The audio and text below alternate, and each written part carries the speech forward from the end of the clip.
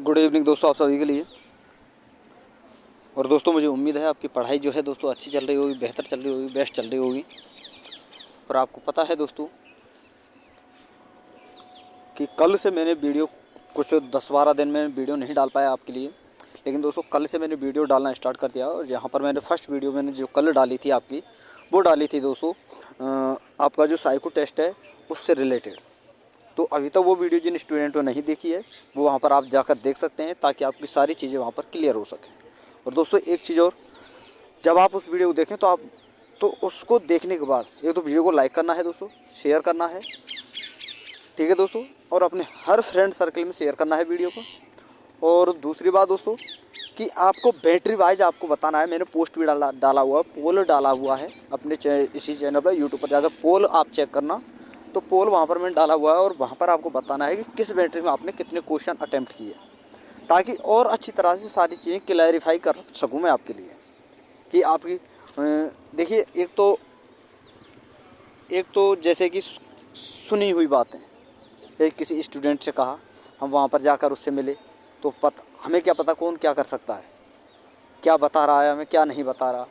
लेकिन जो मैंने पोल डाला हुआ है वहाँ पर थोड़ा सा आपसे मेरा रिक्वेस्ट है दोस्तों, जो चीज़ें आप वहाँ पर दो, देखिए आपके रिजल्ट का मामला है, ठीक है।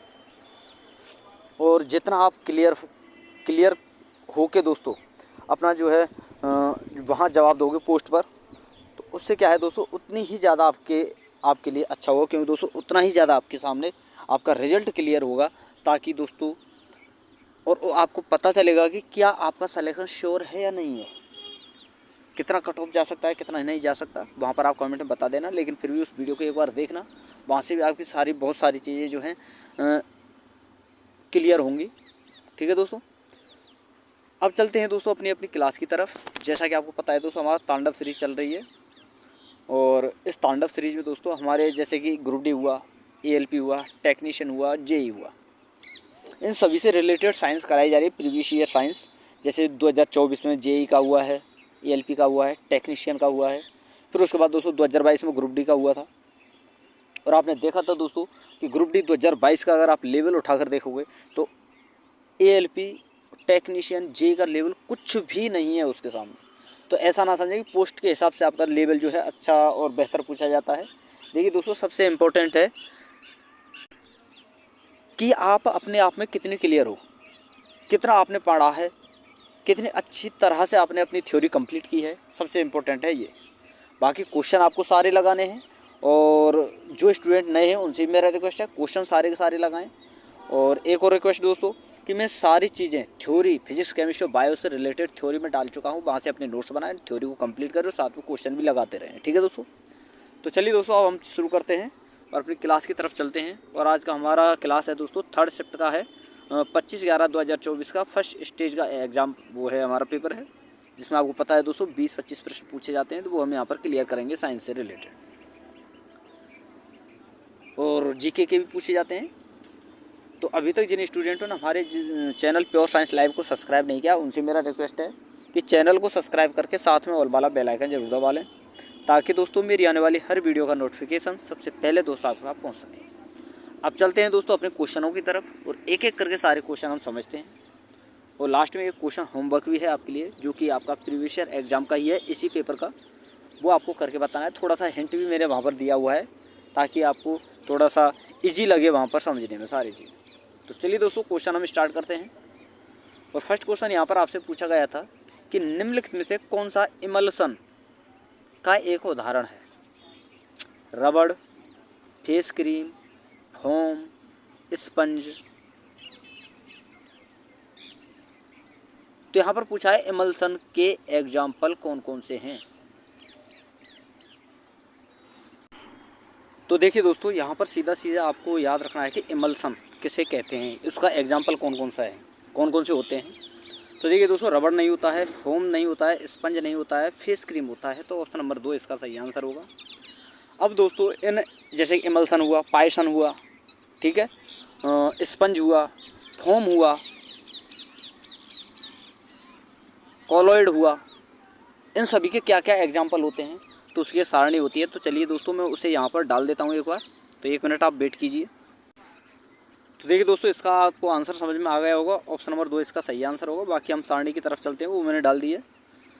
तो देखिए दोस्तों, ये सारणी होती है कॉलॉइड तंत्र की, जिसमें विभिन्न प्रकार के ये तंत्र होते हैं। जैसे दोस्तों, ये 8-7 चीज़ें होती हैं, ये आपको याद रखनी है। जैसे कि ठोस में ठोस का जो परिक्षिप्त प्रावस्था और प्रक्षेपण प्रावस्था, ये दोस्तों पूछी जाती है कि जैसे रूबी ग्लास है, इसकी प्रेक्षित परिक्षिप्त प्रावस्था क्या है, परिक्षेपण प्रावस्था क्या है। इसी प्रकार दोस्तों दही की भी पूछी जा सकती है, दूध की भी पूछी जा सकती है। तो यहाँ पर ये परिक्षिप्त प्रावस्था है, ये परिक्षेपण प्रावस्था है, और ये तंत्र का नाम है। जैसे दोस्तों रूबी ग्लास हुआ, जेम्स स्टोन हुआ, रंगीन कांच हुआ, तो ये क्या है दोस्तों, ठोस सॉल होते हैं। और सॉल क्या होता है दोस्तों, द्रव, ठोस और द्रव का जो विलयन होता है वो होता है दोस्तों स्वर्ण या रजत का सोल, पेंट, कोश का तरल। उसी प्रकार दोस्तों ठोस और गैस को मिलाया जाए तो एरोसोल बनता है, जैसे कि धुआं, धूल, ये सभी। तो ये सारणी इसी प्रकार से दी गई है यहाँ पर, और ये आपको याद रख लेनी है, ठीक है। यहाँ से बहुत ज़्यादा प्रश्न पूछे जाते हैं, और ऐसा नहीं है दोस्तों, चाहे आप ग्रुप डी उठा लीजिए, ALP टेक्नीशियन, JEE, NTPC, जो भी एग्जाम है आप कर लोगा, हर एग्जाम में यहाँ से प्रश्न पूछा जाता है। तो ये सारणी आपको याद रखनी है। अब चलते हैं दोस्तों हम अपने अगले क्वेश्चन की तरफ। तो यहाँ पर अगला क्वेश्चन था दोस्तों कि दर्पणों द्वारा प्रतिबिंब बनने में शामिल परिघटना क्या है। तो देखिए दोस्तों, दर्पणों द्वारा जो प्रतिबिंब बनता है वो बनता है दोस्तों परावर्तन के कारण। तो ऑप्शन नंबर 4 आपका सही आंसर होगा। अगला प्रश्न है, यहाँ आपसे पूछा गया था कि जल के कितने अणु आयरन परमाणु के 3 अणुओं के साथ अभिक्रिया करके Fe3O4 बनाते हैं। तो कितने अणु दोस्तों, 4 अणु। अब कैसे दोस्तों, देखिए दोस्तों, हमारा फॉर्मूला होता है H2O, ये जल होता है। अरे यहाँ से हम हाइड्रोजन गैस को रिलीज कर दें, यहाँ पर हमारे पास बचेगा ऑक्सीजन। इसी ऑक्सीजन की अगर 4 अणु इकट्ठा करके, मिला करके, और इन चारों अणुओं की क्रिया जब हम आयरन से कराते हैं, आयरन के 3 अणुओं से कराते हैं, तो वहां पर हमें जरूरत पड़ती है दोस्तों ऑक्सीजन के 4 अणुओं की, यानी जल के 4 अणुओं की। क्योंकि ऑक्सीजन हमें जल से मिलता है, वाटर से मिलता है। तो यहाँ पर सीधा ऑक्सीजन ना कहकर यहाँ पर आप वाटर भी इसे बोल सकते हैं। तो ऑप्शन नंबर 4 इसका सही आंसर होगा। इसी प्रकार दोस्तों अगला प्रश्न हमारे यहाँ पर आपसे पूछा गया था कि जाइलम का कार्य क्या होता है। भोजन का संवहन, वसा, प्रोटीन या जल एवं खनिजों का संवहन। तो जाइलम करता है दोस्तों जल एवं खनिजों का परिवहन, संवहन करता है। जैसे कि जल और खनिज होते हैं मिट्टी में, तो उनका जो संवहन करता है वो करता है पादप के अन्य भागों तक, यानी ऊपर की तरफ। जैसे आपका ये पादप है, ठीक है, ये कोई जड़ है, ठीक है दोस्तों। तो पादप की जो ये जड़ें होती हैं और मिट्टी में जितने भी खनिज और पोषक तत्व होते हैं, उन्हें ये जड़ जो होती हैं दोस्तों, ये क्या करती हैं, जल को और खनिजों को इन अन्य शाखाओं तक, ब्रांचों तक ये पहुंचाती हैं। वहीं फ्लोएम क्या करता है दोस्तों, जो यहाँ पर शाखाएं होती हैं, इनमें जो पत्तियाँ होती हैं, उन पत्तियों के द्वारा जो भोजन बनता है प्रकाश संश्लेषण की क्रिया में, उस भोजन को यहाँ अन्य भागों तक ये पहुँचाती हैं। तो ये होता है फ्लोएम का कार्य। तो ऑप्शन नंबर 4 इसका सही आंसर होगा। अगला प्रश्न है दोस्तों, और यहाँ आपसे पूछा गया था कि एक बंद परिपथ में यदि 100 कूलाम आवेश 50 सेकंड की अवधि के लिए प्रवाहित होता है तो परिपथ में प्रवाहित की गई धारा क्या है। तो देखिए दोस्तों, धारा का मान क्या होता है, Q/T। I बराबर होता है दोस्तों, I होती है यानी धारा, और I का फॉर्मूला होता है दोस्तों इसका, धारा का अगर आपको मान निकालना हो तो फॉर्मूला होता है दोस्तों I बराबर Q या C भी इसे हम बोल सकते हैं /T। T होता है दोस्तों समय, Q या C होता है दोस्तों कूलाम। अगर कूलाम में हम समय का भाग दे दें तो हमारे पास आंसर आएगा दोस्तों 2 एम्पियर। तो ऑप्शन नंबर 1 आपका सही आंसर होगा। अगला प्रश्न है, और यहाँ आपसे पूछा गया है, ये रहा दोस्तों, कि हमारे शरीर से हानिकारक चयापचय अपशिष्टों को किस जैविक प्रक्रिया द्वारा निष्कासित किया जाता है। तो ये किया जाता है दोस्तों उत्सर्जन के द्वारा। ऑप्शन नंबर 1 आपका सही आंसर होगा।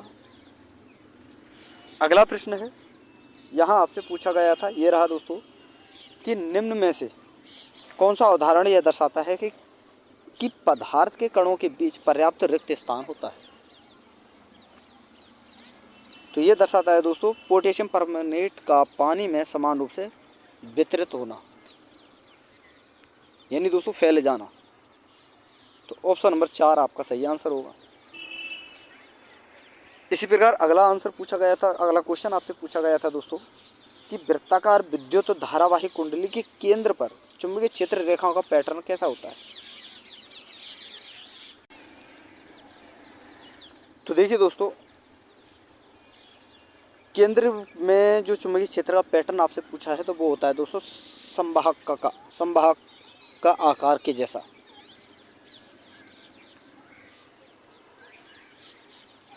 पैटर्न कैसा होता है ये आपसे पूछा है, तो संवाहक का पदार्थ या रंग या धारा के जैसा है, संवाहक का आकार।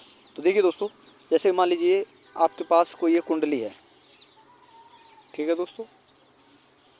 अब इसमें से हमने धारा प्रवाहित करी इधर, तो इसके केंद्र में जो चुंबकीय क्षेत्र का पैटर्न जो होगा, चुंबकीय रेखाओं का जो पैटर्न होगा, वो चारों ओर सभी दिशाओं में समान होगा। लेकिन दोस्तों यही पैटर्न अगर हम चुंबक के जैसे इस प्रकार से कोई चुंबक है, तो ये चुंबकें जो होती हैं ना, ये नॉर्थ पोल है आपका, ये साउथ पोल होता है। तो नॉर्थ से साउथ की तरफ चलती हैं, फिर यहाँ से इस प्रकार से निकलती हैं और चलती रहती हैं, और ये इस प्रकार चलती हैं। तो ये संवहन का कार्य करती हैं, संवाहक, यानी इस स्थान से यहाँ तक पहुँचने में जो आकार हो रहा है वो संवाहक के आकार का है। यानी ये हमें दर्शाता है इस प्रकार का ये पैटर्न कि ये जो चुंबकीय क्षेत्र जो होता है यहाँ से और यहाँ तक ये है, तो एक प्रकार संवाहक का ये आकार तो हुआ। तो ऑप्शन नंबर 4 इसका सही आंसर होगा। अगला प्रश्न है दोस्तों, और यहाँ आपसे पूछा गया था, ये रहा, कि अम्ल और क्षार के बीच अभिक्रिया से कौन से उत्पाद बनते हैं जो भी है, तो वो बनते हैं दोस्तों जब अम्ल और क्षार की जब हम क्रिया कराते हैं तो हमें प्राप्त होता है दोस्तों लवण और जल। तो ऑप्शन नंबर 3 आपका सही आंसर होगा। अगला प्रश्न है, यहाँ आपसे पूछा गया था, यदि पृथ्वी का गुरुत्वीय त्वरण चंद्रमा के गुरुत्वीय त्वरण का 6 गुना है तो निम्न में से कौन सा कथन सही है।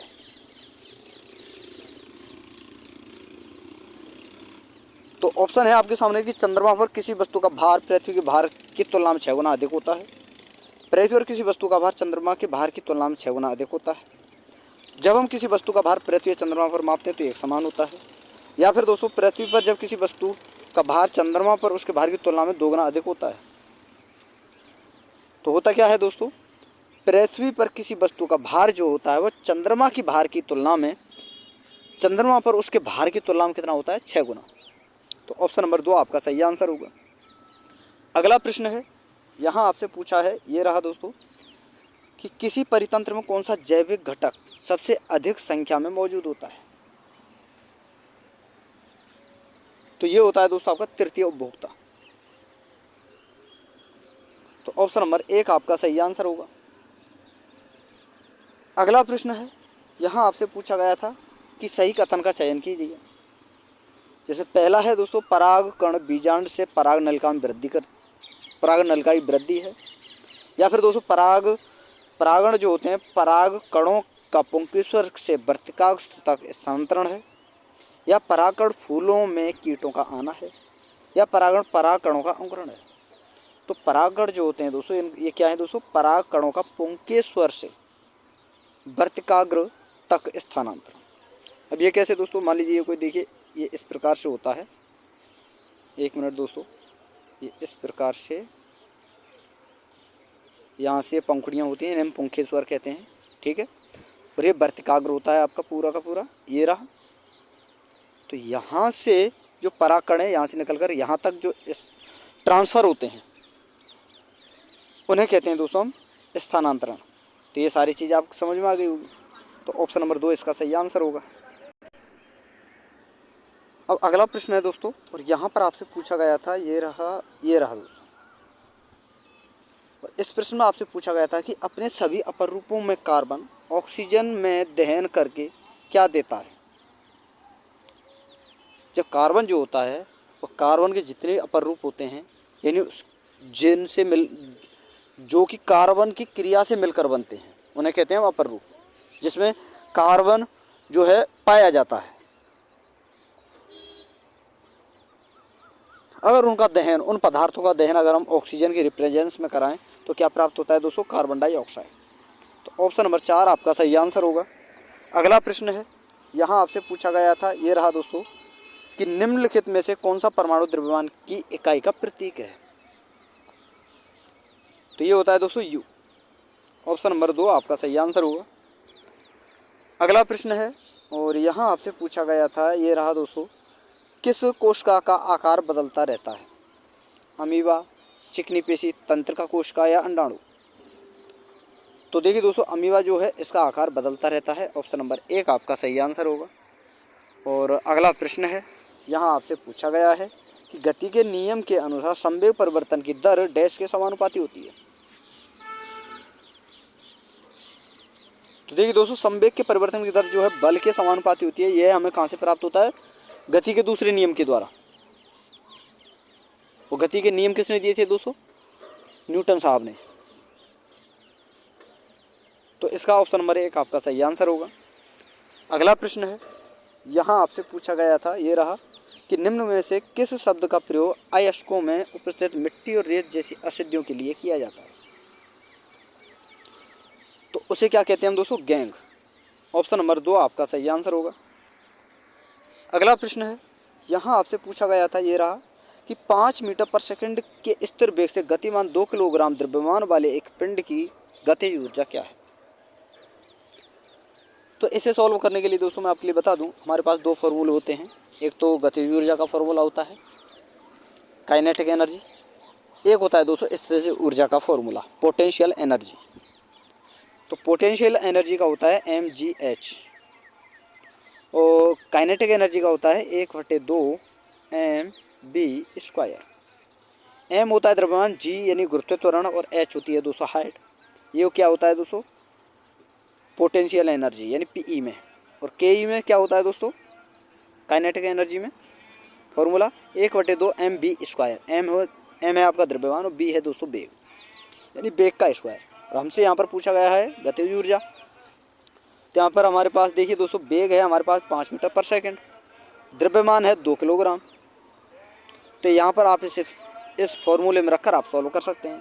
तो आपका आंसर जो आएगा वो आएगा 25 जूल। तो ऑप्शन नंबर 2 आपका सही आंसर होगा। तो इसका भी आप, ये तो मैंने आपके लिए डायरेक्टली बताया, इसका भी आंसर आपको कमेंट में बताना है, ठीक है? क्या आपका सॉल्व करने पर आता है कि आप सॉल्व कर पाते हो या नहीं। अब चलते हैं दोस्तों हम आगे, और अगला प्रश्न है हमारा, यहाँ आपसे पूछा गया था, किसी जीव का प्रत्येक विशेषक निम्नलिखित में से किससे प्रभावित होता है? तो ये होता है दोस्तों मात्रक डीएनए की तुलना में पैतृक डीएनए से अधिक। तो ऑप्शन नंबर 2 आपका सही आंसर होगा। और अगला प्रश्न है आपका, और ये अंतिम प्रश्न आपका इस वीडियो का, और ये प्रश्न में आपसे पूछा गया है, जब किसी वस्तु को 10 सेंटीमीटर फोकस दूरी वाले अवतल दर्पण के सामने रखा जाता है तो अवतल दर्पण के सामने 20 सेंटीमीटर की दूरी पर एक वास्तविक प्रतिबिंब बनता है। ये भी आपके लिए बोल दिया है वास्तविक। तो यहाँ वस्तु की दूरी क्या हुई, यह आपसे पूछा है।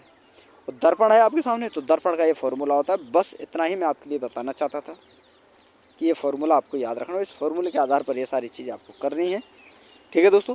और इस प्रश्न का आंसर देखिए दोस्तों, बहुत सारे प्रश्न मैंने कराए हैं।